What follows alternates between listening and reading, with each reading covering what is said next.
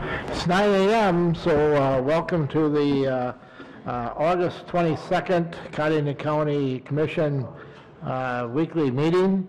A little housekeeping: if you have a cell phone, please silence it or turn it off. If you do get a call, please go out into the rotunda and take it so you don't interrupt the business that's being conducted here. This meeting is being streamed live, so if you ask to address the commission, you probably will be on the streaming system. That being said, I'll entertain a motion to approve the agenda. We have a motion by Hanton, a second by Van Dusen. Any discussion? Seeing none, all in favor indicate by saying aye. Aye. Opposed, same sign, motion carries. Action to approve the minutes of the August 15th meeting. Motion by Hanton, second by Commissioner Lee. Any discussion? All in favor indicate by saying aye. Aye. Opposed, same sign, motion carries. Monthly meetings. Yep, come on up, Brad. Good morning, Brad. How's the whole day? Good, how are you this morning? Not too bad. Sun shining. Missed the eclipse yesterday because of the clouds like everybody. One day off, weren't we? Yep. Oh, wow. Maybe next time, right? It did get a little bit darker, though. A little bit. Somebody somewhere was wondering why they couldn't have moved it to today. Yeah. Exactly, right? Come on, All right. Well, let's jump in there. We'll do the monthly balance sheet here to get started, and is that on? Yeah, it's on now. There we go. And just take it off, Brad, and hold it. Better than Yeah, just pull it Yeah, off. you got to really get on that thing. There we go. All right, we'll start out with the monthly balance sheet for July. End of July balance was $8,950.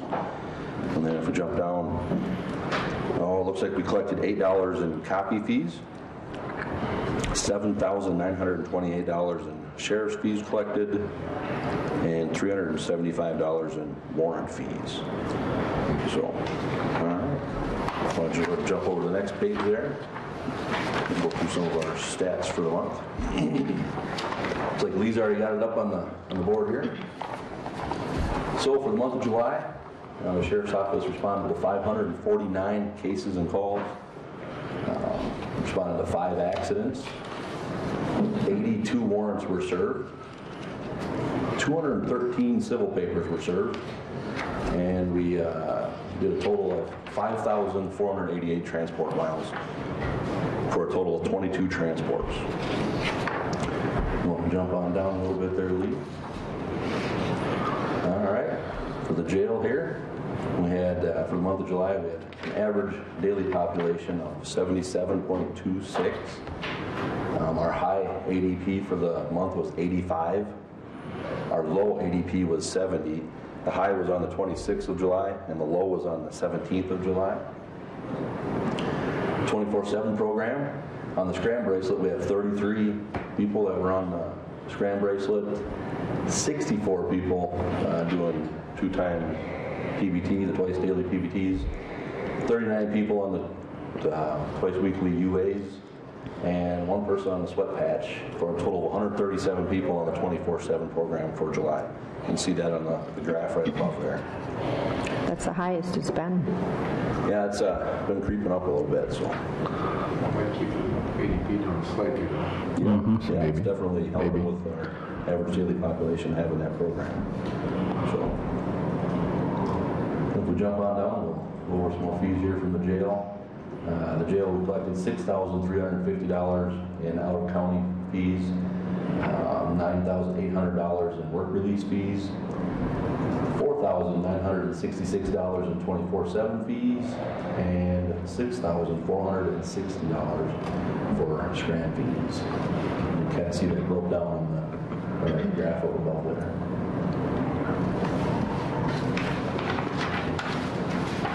And I guess I just got one other little thing to report here quick. A couple months ago, I came to you guys and I told you I was going to apply for a grant for the clerk's office here to get some cameras put in there. That grant was approved. It's a 50% match. We did receive a check for the amount of $2,560. That's our half, or their half of the grant. So the board will have to, I know there was talk about taking that out of a line item for court security or something. You remember? There are funds available in the judicial systems budget, so, That's for that. So for our match. So it'd be 2,000 what? $560 for that portion of that grant. So, That's a 50% match, you said? yes, Okay. yeah.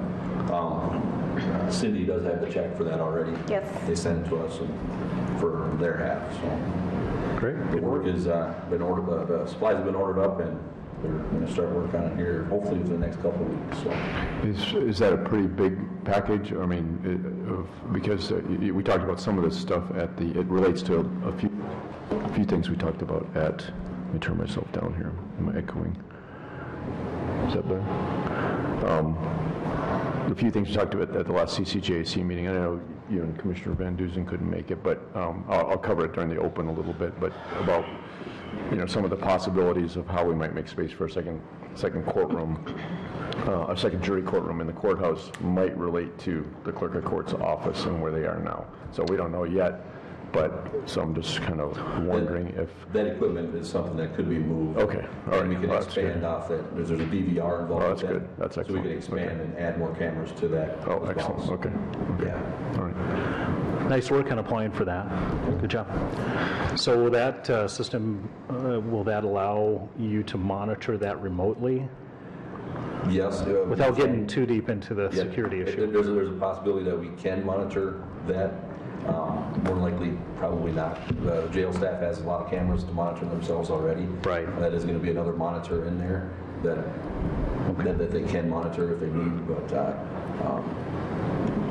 Good.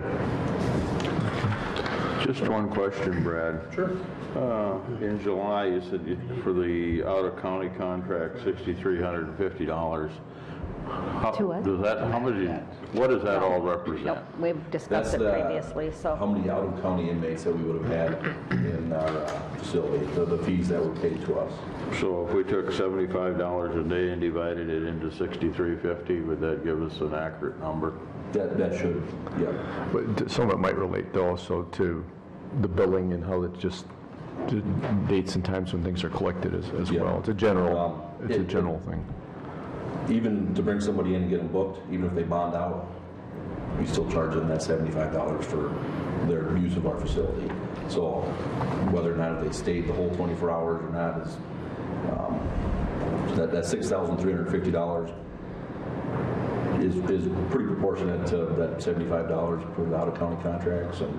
And then like Lee was saying, depending on how it was billed and when they stayed. Would you say that would be 90% stays and 10% goes? I'd say it's probably the other way around. 10% Probably goes. more so on the 90% goes and maybe 10% stays. Okay.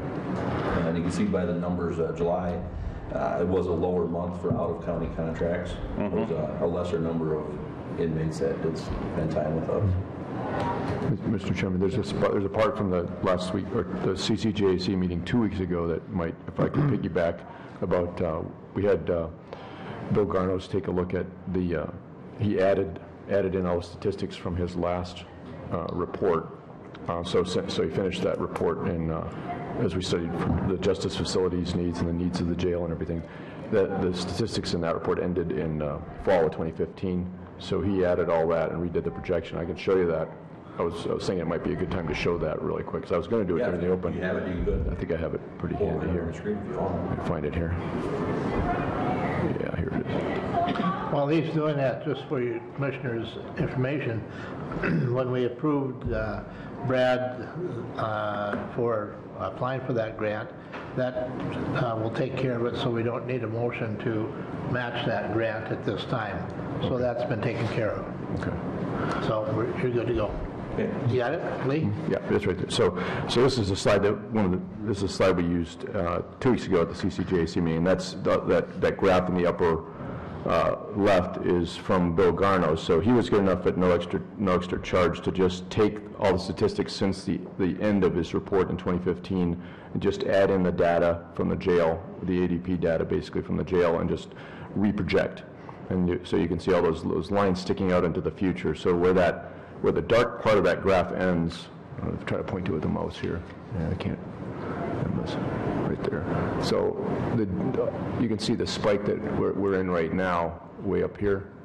So that's affecting this. So it's basically pushing all these lines, and so these are just different ways of doing the statistics, but essentially the average is this midpoint. And so looking out to 2025, which was the target date, that puts an ADP at about 91. I mean, that's taking into the past and the future and just kind of trying to deal with the spikes, but you can see the current spike is kind of having an effect on it. If you look at, and this is what it was before, you can see the data, this data doesn't go as far. So this was Bill's original report, and you see that number's somewhat different now. So hopefully that spike will go down, so it doesn't send it up that much, but that's a little, just so you can see the difference between the two, how that spike affects the statistics right now, or the projections, I should say. So I thought that was a piggyback on what you said. So actually talking about out of county contracts, the last couple of weeks our inmate numbers have been really high, and I did have to implement inmate population management. So over the last week and a half now, I haven't been accepting any new out-of-county contracts that come into our facility because our numbers have been so high. We've been just focusing on Cottington County at the time. There was one day where the population exceeded 100 inmates. We hit 100 briefly that one day, and we've been in the mid-90s. Actually, right now, this morning, we're down to 84. Looking at the court docket for tomorrow and today, we're projected to jump back up into that 90s again. So we're going to reevaluate that a couple times a week here, just to keep an eye on it. What did you do with the extras when you bumped 100? Did you? We ran out of cots. We've been putting people on cots in the corners. We've been making room for them up until now. That's why we had to implement that inmate population. So Brad, do you contact the judges when that happens? When you get to a population that's that high, do you contact the judges and have them look at bonds? Absolutely. We kind of keep an eye on that whole thing. I stay in touch with the judges, stay in touch with the out-of-county contract sheriffs, and everybody, just to kind of let them know where we're sitting. But right now, today, we're sitting at 84 right when I came up here. 84 sounds like we're down a little bit, and we are. That's still a lot of people in our facility. But when you look at it, our unsentenced population to our sentenced population, there's kind of an unbalance right now. We have a lot more unsentenced people, so it puts a strain on that portion of the jail. I have one more question, Brad. You mentioned that you talked to the judges and some things were done when they reached a magic number of 100. Why not do the same thing when you reach a number of 80 or 85? We do. Like I say, it all kind of depends, like I was saying, the sentenced population versus the unsentenced population. And if we have any juveniles, all those numbers kind of have a finite number of bed space for each classification. Yeah, each classification there. And like I say, right now we're kind of unbalanced. We have more unsentenced than we do sentenced, so it kind of throws that number askew at that time. So that's something we continually monitor. Like right now we're at 84, but we're still extremely heavy on the sentenced, unsentenced side, excuse me. So it kind of, that number is still kind of askew here. As the week kind of progresses here, court happens, we may get a shift of some of those over to the unsentenced side. So is it basically once they're sentenced, there's nothing that can be done from the standpoint of their sentence? Yeah, it's kind of with the classification of where we house people in our facility. We have some more secure areas to areas that are more of a dorm style. So people kind of get shifted from here to there. depending on their status, their classification, the crimes that they've committed, kind of where their status is, I guess. So you're trying to manage the security level at one point, obviously gender and age. So, yeah. Now, did I miss it, or did you say we have more unsentenced people in jail now than sentenced people? And typically, we do have more unsentenced than sentenced, but that number is largely unsentenced right now. I mean, the question still in my mind is, why could we do this at 100 and we can't do it at 85?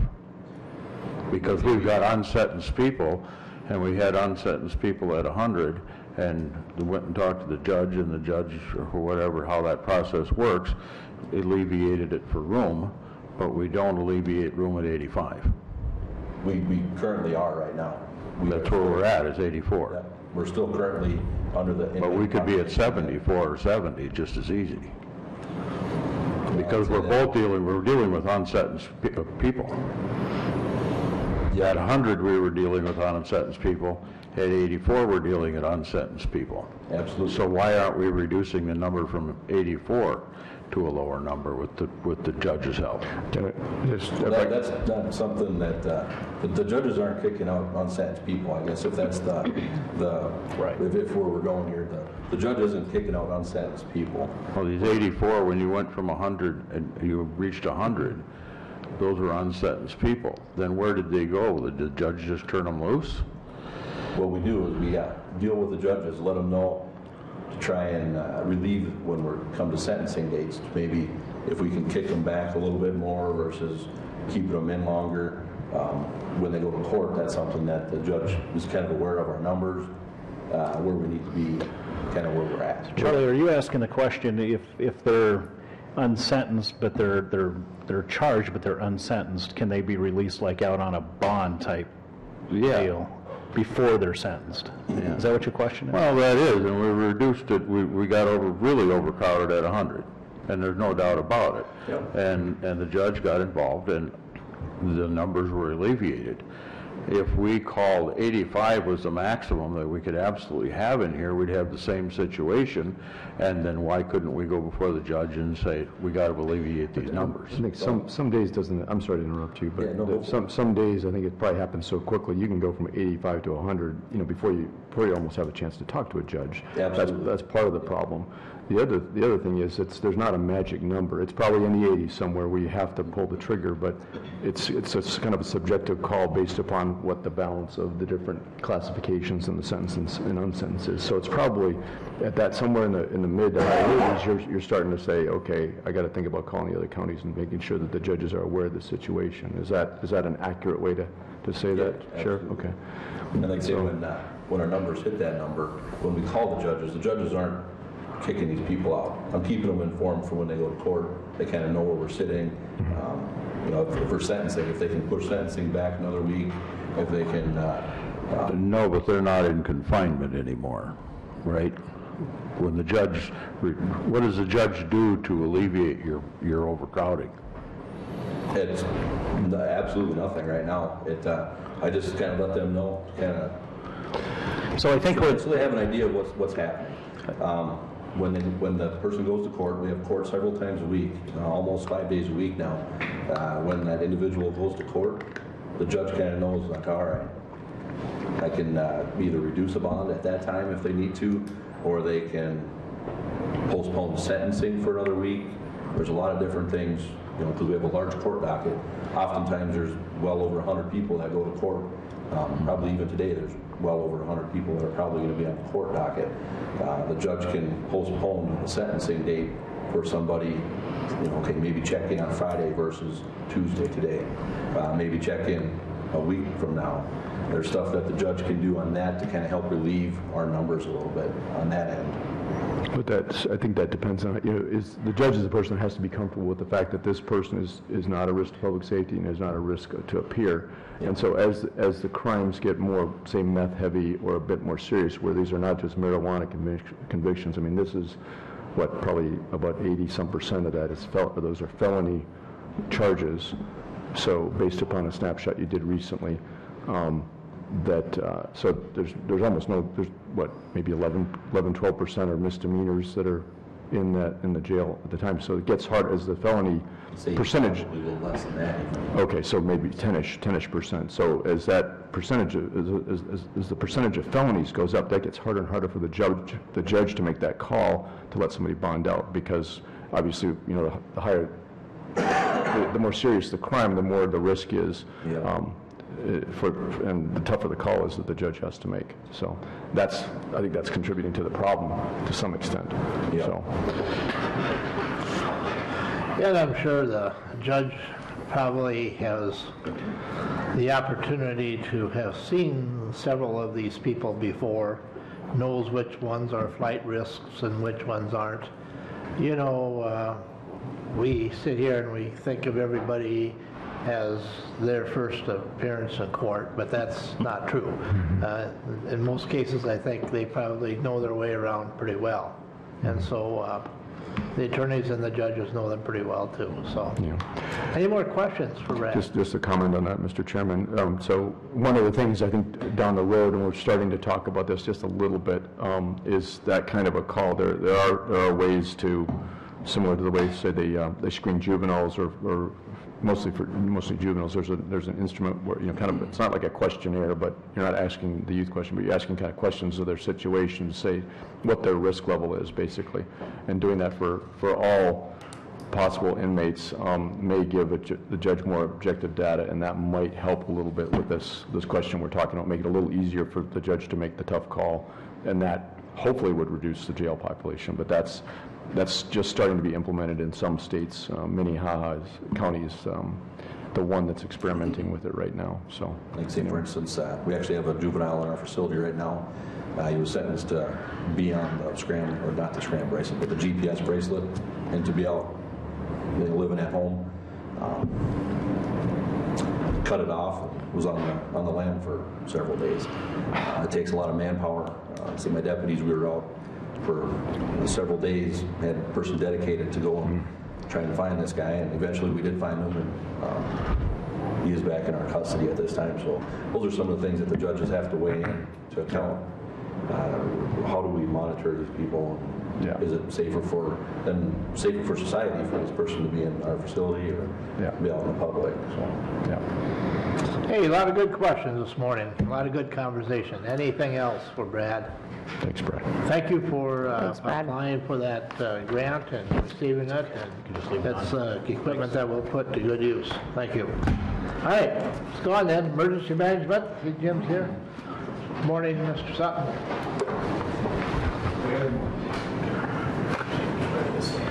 Should we do, Morning, Jim. Good morning. We've got a few items this morning to go over. Begin with, as I talked to you about previously, we were short of emergency management regional coordinator at the state level. They have now filled that position, and they filled it with a gentleman by the name of Randy Maddox from Redfield. I know Randy well. Yeah, you know Randy. Randy used to be the emergency management director in Spink County, and he's worked in different facets of the state government for a number of years now. But he will be assuming that position of regional coordinator for our region. Next thing I've got is the emergency management office here. Sherry and myself, we're working on a review of our local emergency operations plan. We've got an all hazards emergency operations plan for the county, and we periodically review that and update it and make sure that it is ready when needed. We continue working on our pod, the flu shot exercise that is scheduled for Thursday, October 26th. We have a couple meetings coming up here yet in September and October, but the flu shot clinic that we have planned is for Thursday, October 26th, and that we'll be giving flu shots out at the Cottington County Extension Center, and the shots will be for school-age children up to age 18. And on August 19th and 20th, two of our search and rescue team members traveled up to Crosby, Minnesota to obtain their advanced dive certification. So we have 2 divers now that have received their advanced dive certification with our number of people that we have that have received the advanced certification. On August 1st, our search and rescue team took part in National Night Out. And then on August 12th, they were called up to Twin Brooks to help with the flooding situation they had up at the Twin Brooks threshing show. They had a number of campers and people that were in a flooded area that had to be removed. And so the search and rescue team went up there and assisted other local emergency responders in evacuating those people from that area.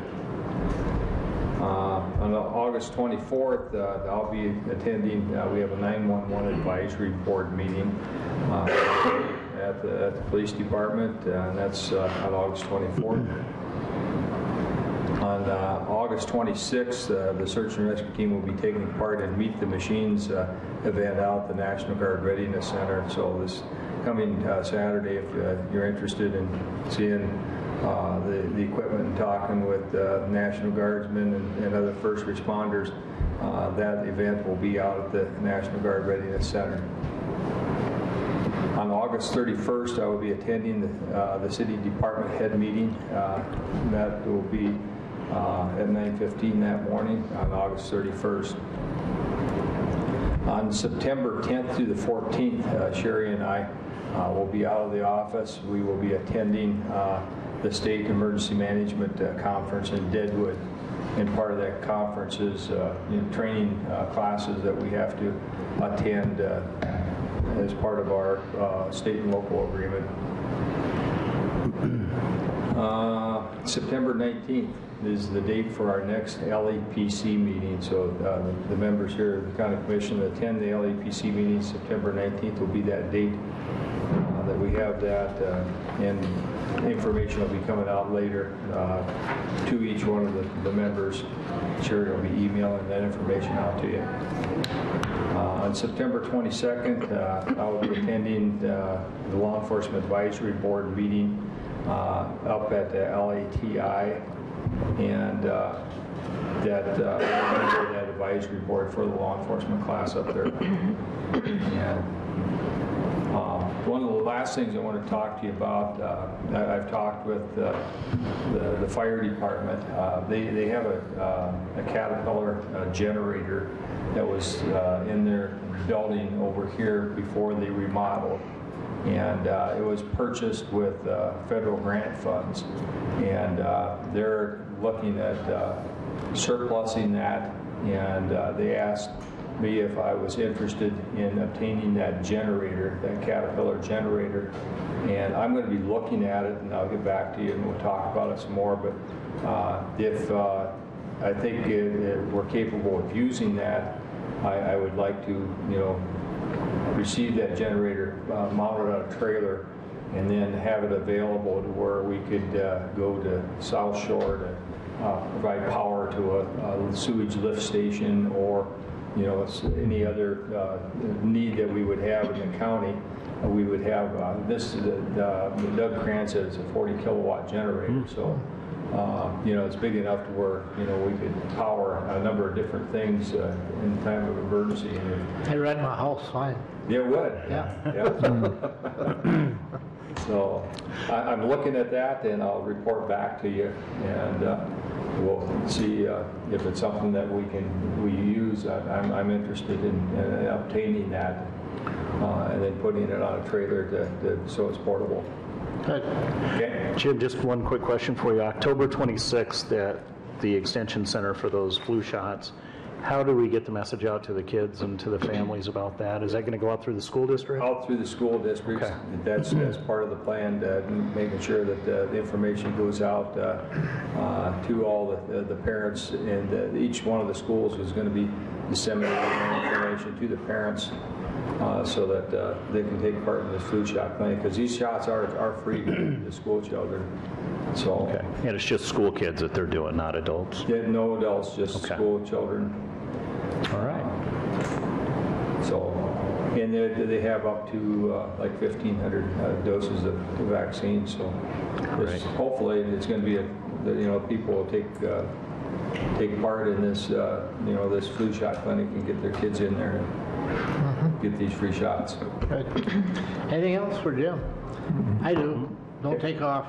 If it's all right with commissioners and Luke, we got 2 items I think we can hit quick.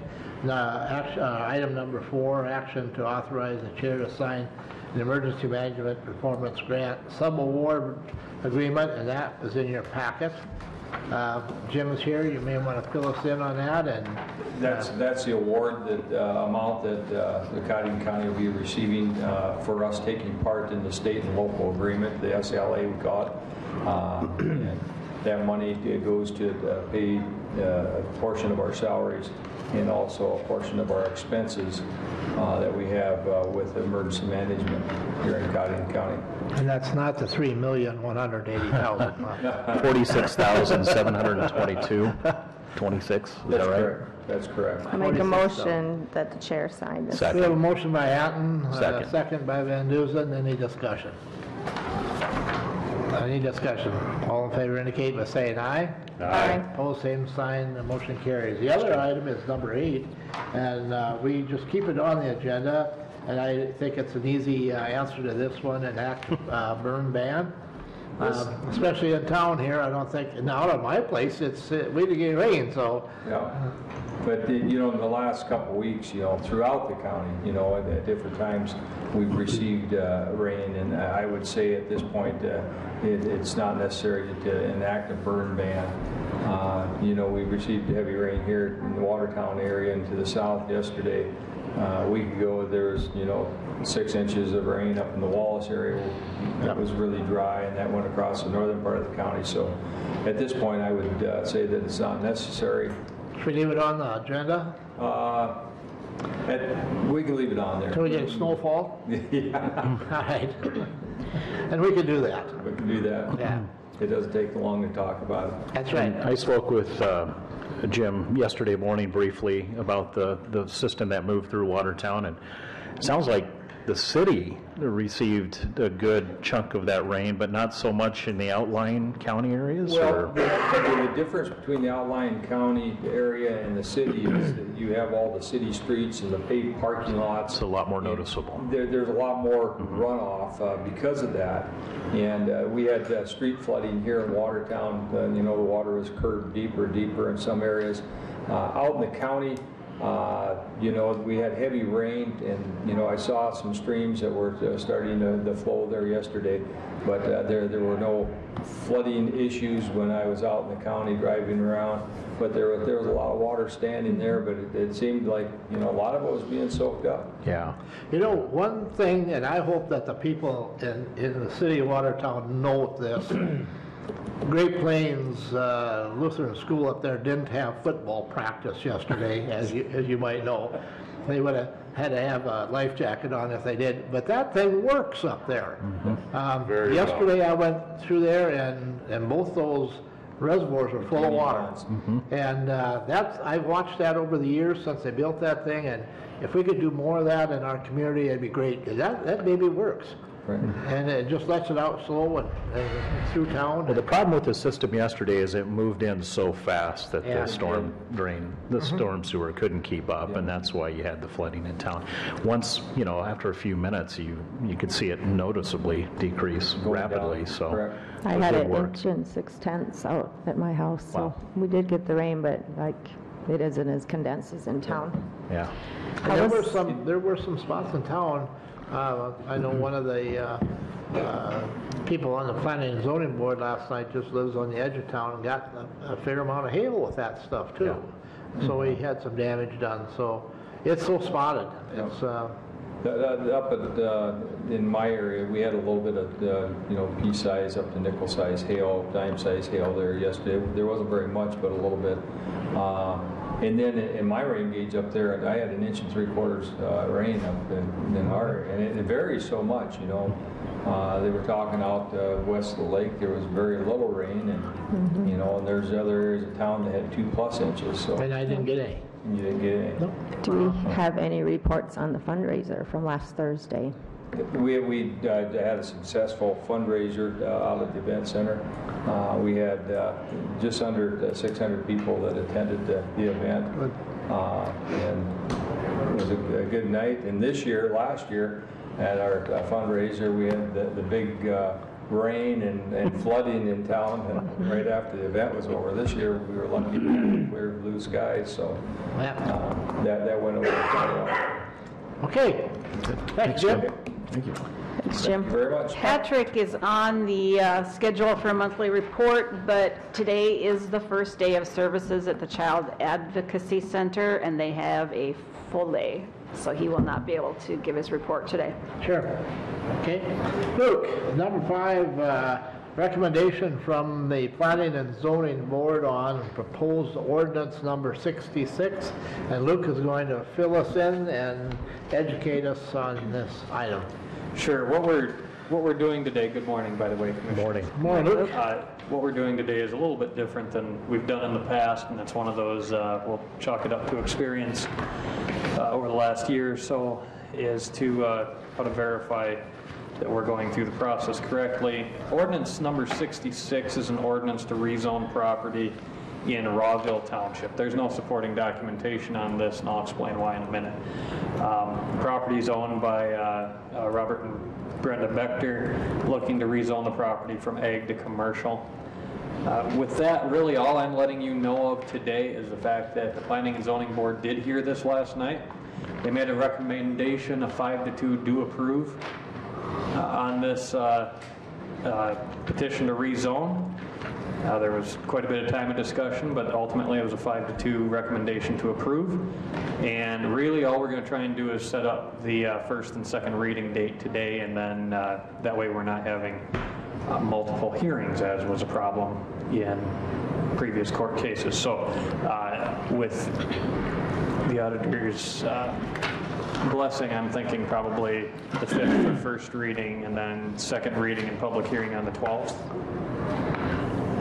Do we have to advertise that? We will, but that's why I was figuring. In when? What month? I am sorry, I missed your date. September. When are we in here? Actually, let me, I was planning I just have on- to have time to get it to the newspapers. I know, and I can, Okay. I've got it all together. Okay, all right. And actually, can you do the count back? Could we do a public hearing on the 5th? Because a thought just occurred to me. I believe that would be enough time, because we publish Friday, wouldn't we? We don't meet next Tuesday. But you want it the week after. What? If I count back, and I'm sorry, I had planned this out. 10 days Just has from the 5th is the 26th of August. 10 days or 10 business days? It's just 10 days. 10 days. 10 days. It's the 26th, so in theory, we could even do it on Saturday. I'm going to ask the board for permission to do things. We would typically try and do the public hearing at second reading, but I have the South Dakota Planners Conference is in Spearfish, for which I'm the president of that association, and it starts on the 12th, so I won't be here for that meeting. So I'd rather hold the public hearing that on the 5th and give the information, and then you can make your decision following that. So I guess my recommendation is, unless you want me there for the actual vote, we can do public hearing, on the 5th with first reading, and then the actual action on the 12th. Is that okay? You folks?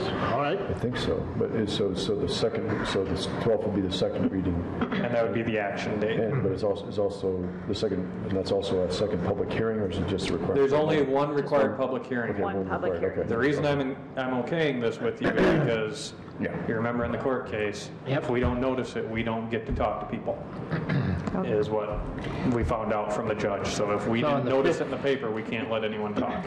So on the 5th will be the... Only they public can talk. hearing. Exactly. Yeah. You can talk on the 5th, and the 12th is just an action. Yeah. Second reading and Reading action. in action. Second reading and action. Is this for information, or do we need to make a motion on this? It's just for information and setting it up. Yeah. For Unless you want- for scheduling and doing. Well, we As need a long as motion. there's no objection to those dates, we don't need action on it. Okay. So that was all I've got as far as that ordinance 66. I don't feel it'd be appropriate really to give you a lot of information without a public hearing going on. So I'll plan on the 5th coming back with all that information, as well as about 4 plats that we handled last month as well, or last night as well. One other thing I want to point out from the Planning and Zoning Board standpoint, and I'll make a plug for a couple of things that we've got going on. The Planning and Zoning Office page was updated last month with the information that's been going on with the ordinance review, ordinance update process. Right now, we've been largely in a information gathering stage. We've got some information from meetings that were held in the spring.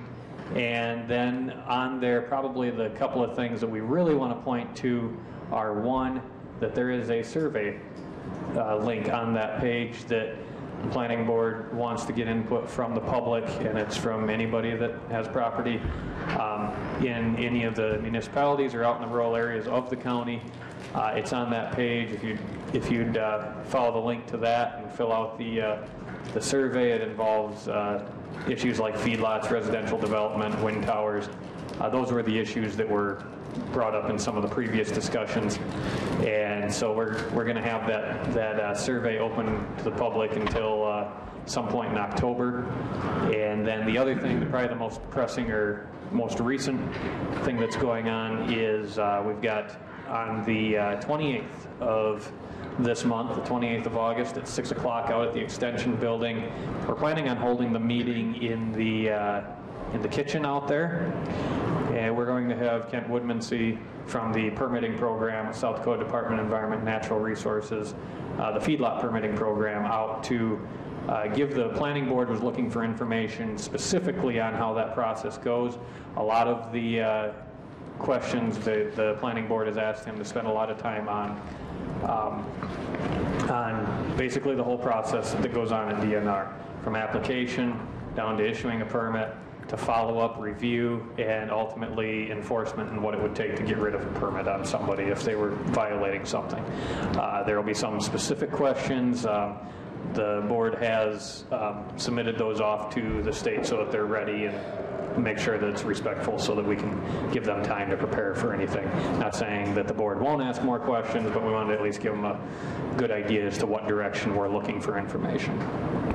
Is that 6 o'clock on the 28th? That is 6 o'clock on the 28th. And it is, public's welcome to show up and come in here. Actually, the board is really hoping that more people will show up so that folks can see what it is the state actually does, because anybody that's been in any of those public hearings knows that oftentimes when we get into those public hearings, we're trying to explain what it is the state does, but we're not the people that actually do it. So it would be really nice to hear it directly from their mouths. And this particular person is in charge of that department that actually does this. So this would be the right person to listen to. And Luke is going to do a radio program this morning. Or did you do it already? I have not heard, I haven't talked to the radio yet, but it would just be, I expect to be on the radio a couple of times in different, I'll be contacting each station to just kind of remind people that that's out there. We had sent a press release a while back, and I then immediately went on vacation, so I don't know if it was on or not, but I'm going to follow up again this week to remind people that that's going on. Just one more question or comment here, Luke.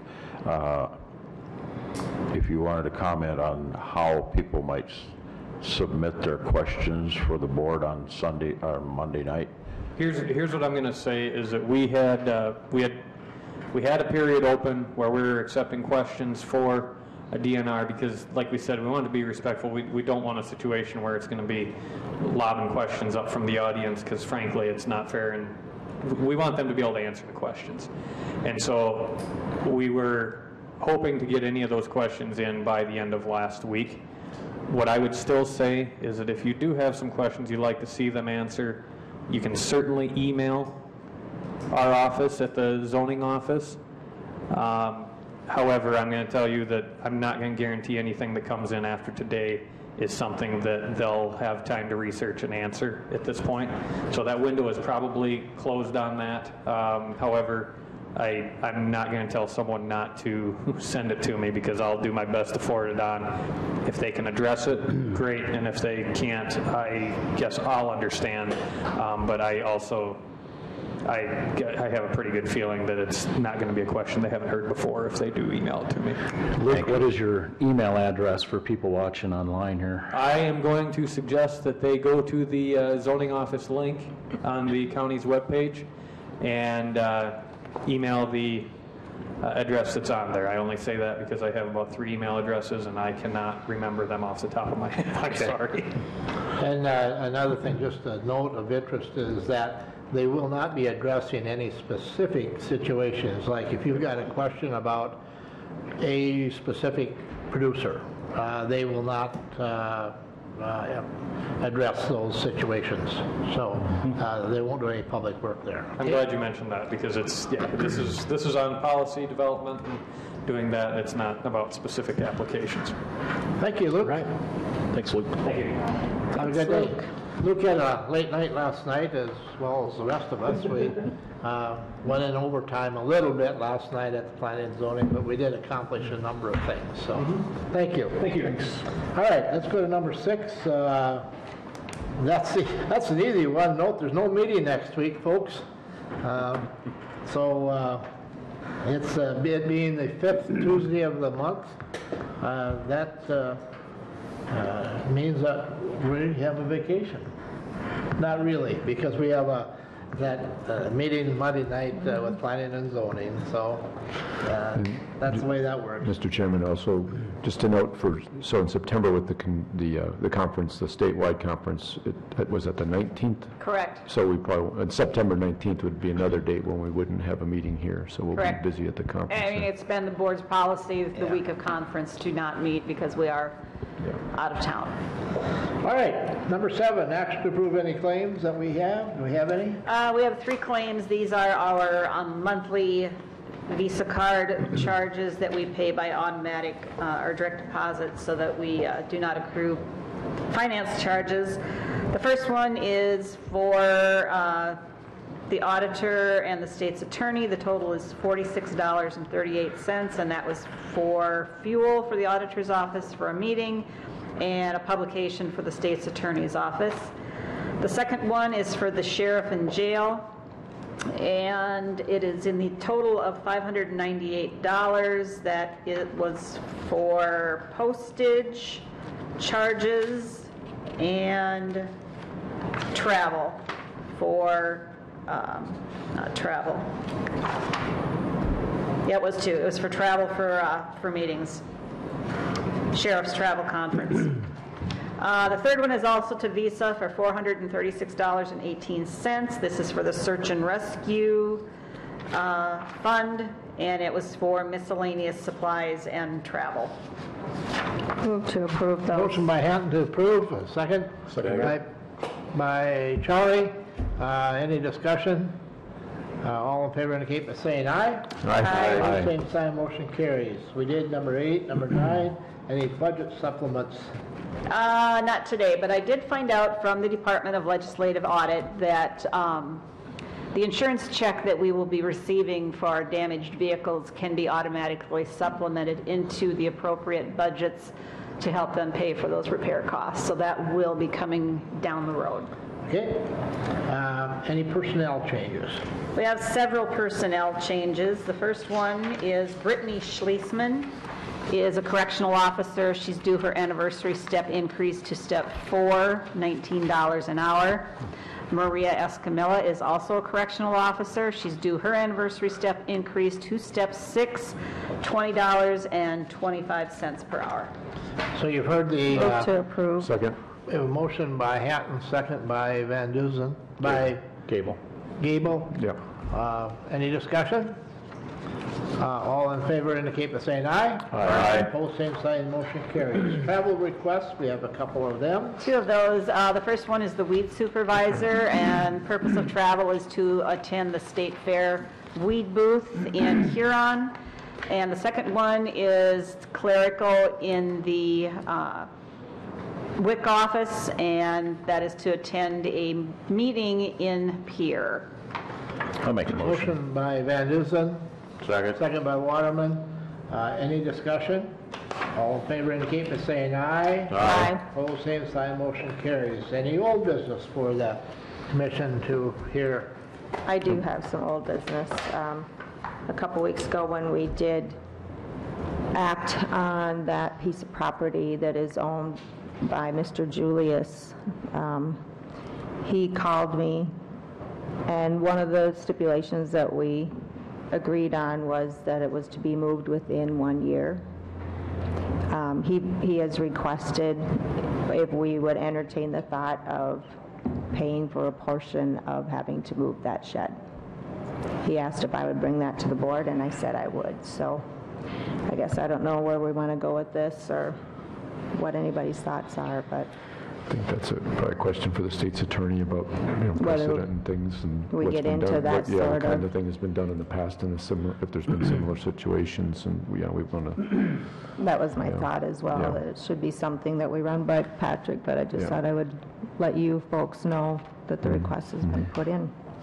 I also was approached by Mr. Julius, and I think, I hope I give you a heads up if I didn't forget, but he's got a problem with that building, and I think the problem lies more with the Realtor than with anything else, or the surveyor.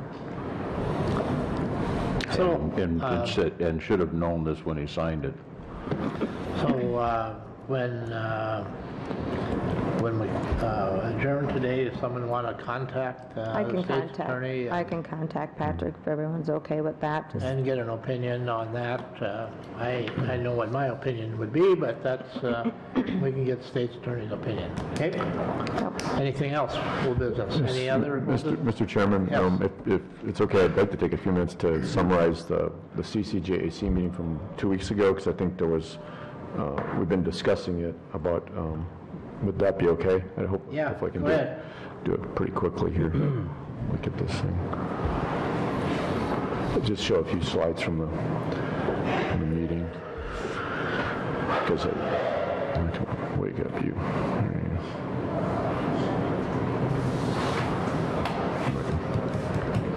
Okay, just really quick here. So 2 weeks ago, we met with this Justice Advisory Committee meeting, and so some people have heard this, but that were able to attend, but I know Commissioner Van Dusen wasn't able to be there, and I don't, Commissioner Hanton was, I think, and then,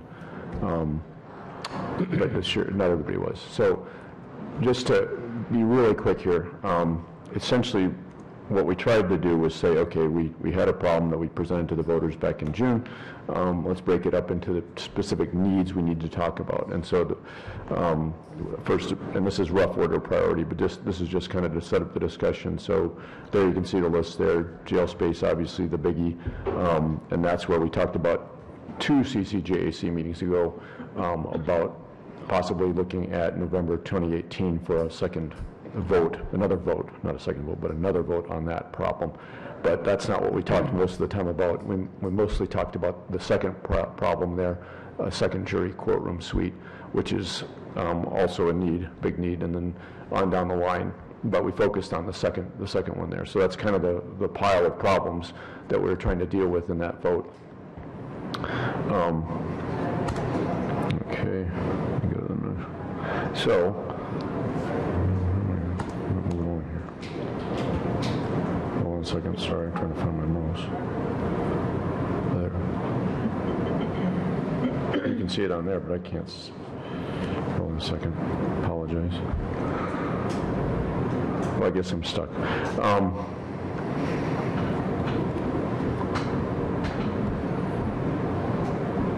Sorry. I'll just hit on basically two big recommendations that came out of the meeting. One was that we need to budget, the CCJAC recommended that we should budget for continued assistance from the architect. So this would be to deal with getting ready for the next part of I guess the next time we try to address the jail, okay, that first priority. So this is more the consultant type services that the architect provided, and so looking at budgeting about $20K for that, and so that looks like that would fit into the same amount we had budgeted before. So just for everybody's information, in that line item, I think it was 429 within the commissioner's budget, or within the 429 paragraph there. So, and then the other part of that that we talked about was continuing with jails, with some kind of a jail study. So we had the jail study that we did already with just plain old projections. It just kind of projects an overall number. But at 2 CCJAC meetings ago, we talked about a desire to understand in a bit more detail, you know, and kind of what we were talking about today with Commissioner Waterman, is the seriousness of the different kind of charges that go on there, and how that affects, you know, how secure the jail has to be, and how, therefore, maybe how expensive the space needs to be. So there's a kind of study that can be done that determines what the different classifications or what the different charges are, and you get kind of a more detailed picture, and that would cost money, obviously. And I'm waiting for Mr. Garnos, who's been very, very busy, to give us an estimate or a proposal on that. So I'm waiting on that, and that might affect something we might want to budget for. However, we did cover the court study with that same amount of money that we had budgeted in that line item. So just for everybody's information on that. So that was one recommendation, is to consider budgeting for those kinds of continued studies. Then moving on to the reasoning for the secondary courtroom, and this kind of relates to also some of the questions I think Commissioner Waterman was asking. That secondary courtroom, as you look at it, gets pretty important because it does speed up justice. It does increase that sentence to unsentence ratio. So you want more sentenced than unsentenced, because that's definitely an easier jail management ratio. But as you have more, as the ratio of unsentenced is higher, it gets more difficult to manage in the jail. And it might actually have a good impact of slightly reducing the jail population, and for those two reasons there. And this isn't just me thinking this, talking about this with judges and the state's attorney, but you're able to speed up the process a little bit, noticeably for the judges, by getting some people, if they're going to be sentenced to prison, getting them there sooner, or getting some jail sentences disposed of more quickly, particularly if they're on the shorter side. Okay, and so what we talked about that, okay, so that's the importance of the secondary courtroom. Then we talked about, and we've talked about this briefly 2 weeks ago, we talked about this briefly at the commission meeting about what about trying to find space within the courthouse for a secondary courtroom. What the biggest and the nicest, biggest room in the courthouse is where the Director of Equalization is located. That's a nice big room there. It's got plenty of space for this kind of a thing. So that leads to the question of, this is a schematic that the architect did just to see if that space would be functional. So, and these slides are online, by the way. So it shows that you could fit a decent-sized courtroom in there. Dealing with some of the levels, it's kind of a split level in parts of the courthouse, but it would work. And so a lot of space. There might be big enough you could even partition off some of the space. The big disadvantage is you have one entrance, so you'd have to add entrances to that room and deal with some of those different levels entering into the room. Okay, so, and everybody I think knows what I'm talking about, how the courthouse has different, it's kind of like a split level home where it has all these different levels throughout the building. But it is feasible. So that's what that diagram does, and BKV did that for us pretty quickly. And then what that would cost is, and this kind of fits nicely with what we were asking the voters for before, would be somewhere in this area for that room. So probably think of, and that includes pretty much the whole thing with the architectural fees and the court technology and some of the miscellaneous things. But just looking at that room and possibly an adjacent room as a jury suite or a judge's chamber, about $700,000 to do that. Okay, and so if you recall, we had $1.2 million roughly in the bond amount that we asked voters for, that we were going to do this with, and so the idea is that this would come out of those future building project funds. Okay, and then So now what do you want to do with the people that are in there now? So that's kind of the question. We touched on this 2 weeks ago, rather, at the commissioners meeting. Where does the Director of Equalization go? And so we had initially talked about maybe out of the courthouse, but then you have issues of it's costly to move a fiber optic line. You start losing some of the synergy that the Director of Equalization as a county office that does day-to-day county business has with some of the other county offices, and making that a bit more difficult. So kind of, we talked about a number of options, so I'll just show you the one we thought looked the best at this point, and I've already talked to the department heads to see if this would work. And so you probably heard about some people looking at different office spaces around the courthouse, but that's what that was about. So in this scenario, you would ask the county nurse to look at some other space outside the courthouse. So those costs are just very rough, but just focus on the steps here, and then move the clerk of courts to the current office space. And recall, this could be a good way to kill two birds with one stone, because the clerk of courts is one of those lists of needs, because they are very tight in there, particularly with their evidence storage, or their exhibit storage, I should say. And that's a very tight space, and they need to expand. So this gets us in the direction of what that recommendation was from the National Center for State Courts, because the nurses' space it's roughly 1,800 square feet. The clerk of court space is roughly 1,300 square feet. So to give you an idea of what the difference is, so about a 500 square foot difference. And then move the Director of Equalization to the clerk of court space. And the department heads, just initially looking at it, they said, yeah, they thought that would work. So we went and looked at it. So, and so this is what I'm telling you is this is in the research stage, and that this is kind of the most appealing thing from the CCJAC perspective. And then that step forward, do that courtroom renovation and have the secondary courtroom. So this would, in the long run, this is probably the lower cost version, but there is a bit more shuffle because you are moving than some of the other things we looked at, because you're moving 3 different offices. But in the long run, one of the nice things is you see that last sub-bullet there, you get a long-term solution for the clerk of courts, and you also would have all the county offices on this floor. So that's kind of I don't take this to the bank yet. This is just something we're looking at, but want to let you know that.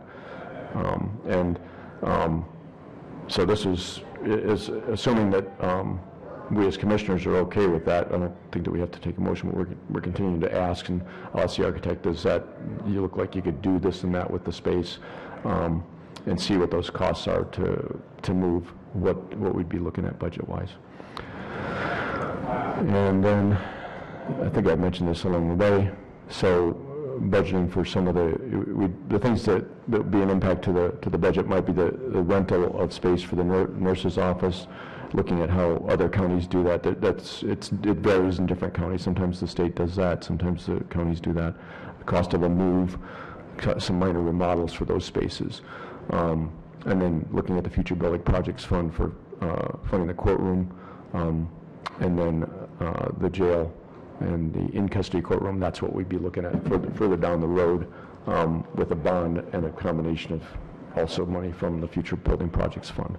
So, sorry I went on for kind of a long time, but should give you an idea of what we talked about. I wanted to make sure that folks understood that that's what was going on. So, as long as everybody's okay with that, we'll keep on researching that option to see how feasible it is and how much it might cost.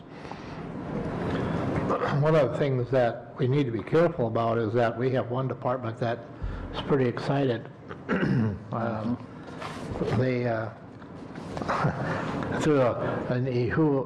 you share the email with everyone that we got from the nursing department?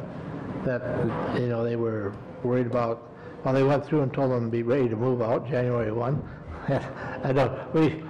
All this is all preliminary. Yeah. And they need to understand that, isn't that right, Lee, that you're just looking at options and possibilities. Yeah. I think that's just some internal planning that they were trying to anticipate. So, and I think everybody's been very helpful as we've gone around and looked at different spaces. The only thing is, I think we left the State Department out of that discussion. And I think it came from the state. It came from the state nurse's office. The state nurse's office is where it came from, and this was unbeknown to them, and I think be sure that everybody's in the Well, loop. well, okay, well, Yeah. yeah. Yeah. The other portion is, I guess, with confidentiality, maybe there's different times during the day that it could be done, that there wouldn't be clients or, Well, I don't think there's been, there hasn't been anything. It's just a concern I think they expressed. As far as I know, when I've looked at it, they, have always asked permission, and so, I don't, maybe somebody else has, but I think everybody understands that. But it's a valid concern, so. When is the contract with the current architects finished? It's that, I guess you could tell, he's done his pre-design stuff for the previous one. What date? There was no real set date. There was no set date? No, it was it was based on the project. So, Well, and then the other, so in that vein, the recommendation from the CCJAC was to. so he's got an open-ended contract to lead down whatever he might tend to lead us. No, you have a series of, what you do is you have a series of deliverables in the contract that says you do this, this, and this is how much it's going to cost. Well, I'm having a real problem with the architects. They have brought us down to 2 bond issues, and both of them failed, and I don't think they're in touch with the people and what the people are wanting for. Well, to your opinion, Mr. Waterman, but so essentially, if I could stop on that point, there are 2 different architects, one for 2014, and then the different one that we had in. That's right, well, there was 2 different architects. 2 different architects. The first one, that was not a competitive process, and the second one, that was a competitive process. We had 10 different proposals. We went through that, and so it was. I think the difference in the vote numbers are pretty telling. So in the 2014, we learned some things. The difference between the difference between the yes and the no votes was significantly higher, percentage-wise, and than it was in 2017. So. Yeah, on the last vote, there was no outside opposition, so to speak, like there was the first time around. Okay. So that would lead Well, to a I closer think vote. that not to get off the topic here, but I think that everybody agrees that there's a problem that needs to be addressed. Agreed, Charlie? No And problem. I have so no problem with that at all. This is the CCJAC exploring possibilities of finding a solution. But I think that we have to be careful that we don't impede or upset the people that are existing tenants in the county courthouse right now. We have to be careful. And the email that I got, and I did speak with the nurse's office about that, is one of their concerns was confidentiality and stuff, and you understand that, and I think we all do. So I think that this is just a discussion right now. We need to put that out there. We need to make that clear, that this is just something that's being discussed as a possibility. So there's no action that's going to be taken on this now. It's just a discussion to figure out costs associated with moving forth with this project. Am I correct on that, Lee? Yeah, I mean, we're breaking the problem down into components. One of those components is a secondary courtroom, and looking at the most cost-effective and I guess efficient processes for getting that problem done, because we need to address the problem, and court space is part of it. Will have an impact on the jail. So a number of years ago, when there was another board chairman here, Mr. Jack Thomas, a respected individual, and they had looked at the same situation and did nothing. But they looked at putting an addition on the west side of the courthouse, on the west side of the parking lot, and putting the county offices in there, and basically remodeling the auditor's office space into a courtroom. So that, one thing that we haven't even begun to talk about yet is possible effect on day-to-day operations involving the auditor's office and daily costs associated with moving these people out of the courthouse. Right, that's the point. That's the point of what that's about, is trying to figure out that estimate. So We're getting off the trail here a little bit. Let's Yeah, wrap this up. So okay? just, if I could, thank you, Mr. Chairman, if I could just, so basically, this is what the CCJAC is saying, is that this looks like a decent possibility without having to add to the courthouse.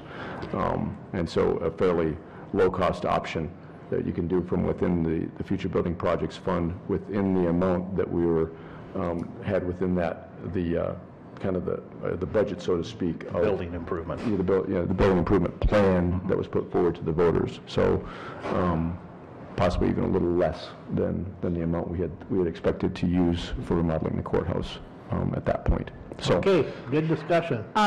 Regarding the contract with BKV, there was no end date in that, but there was a maximum dollar amount, and I believe we've yeah, they've spent that. They met that. That's They why have we'd met that, That's why so- we'd have to do a new, and so we'd have to do a new contract with a new set of Right. deliverables, and then we'd have to budget for it. Right. And so that's, Okay. yeah.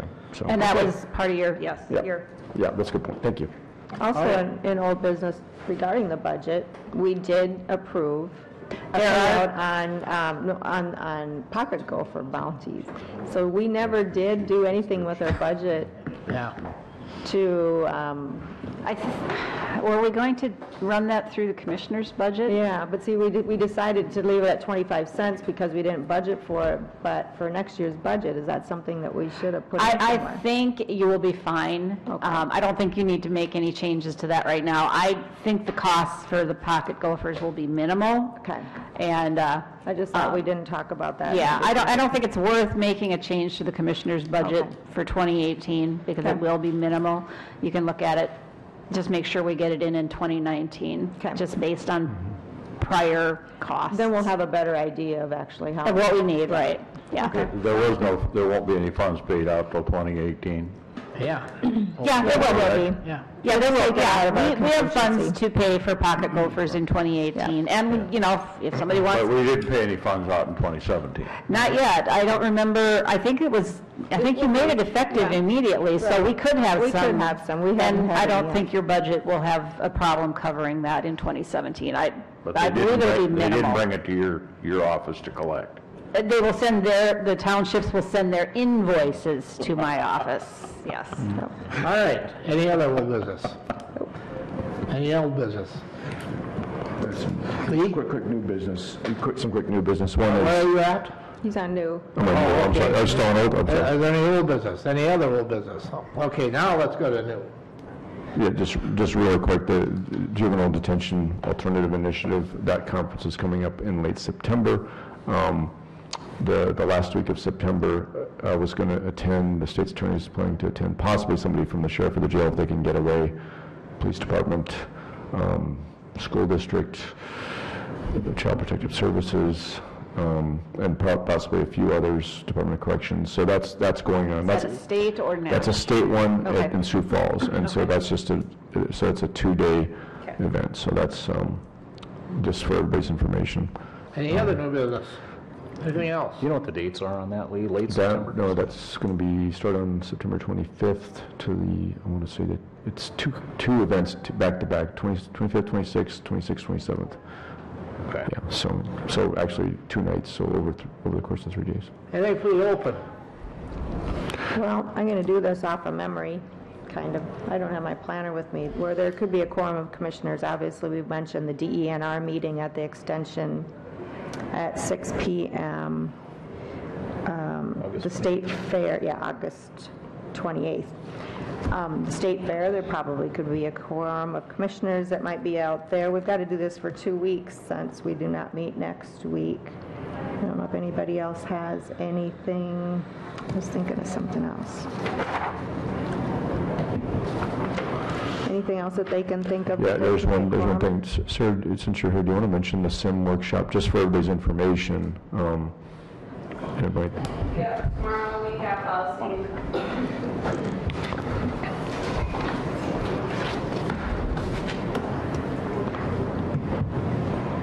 Tomorrow we have Policy Research Associates coming for the sequential intercept mapping workshop. It'll be at the Extension Center, 8:30 to 4:30 tomorrow, registration 8:15, and Thursday, 8 to 8:30 to 12. So that, and this deals with the mental health in the jail, mental illness among the jail population issue that we've been working on for over a year. So it's under the auspices of the Stepping Up Initiative. So this is a grant-funded event. So we're, the county's getting some really good assistance.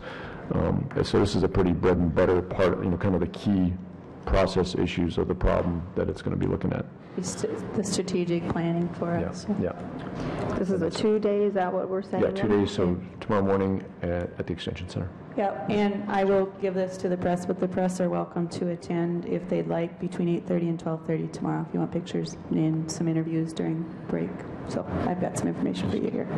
Just get our good sides. Great. Thanks. Okay, anything else? Anything else for the open? I do have a request for a exec session.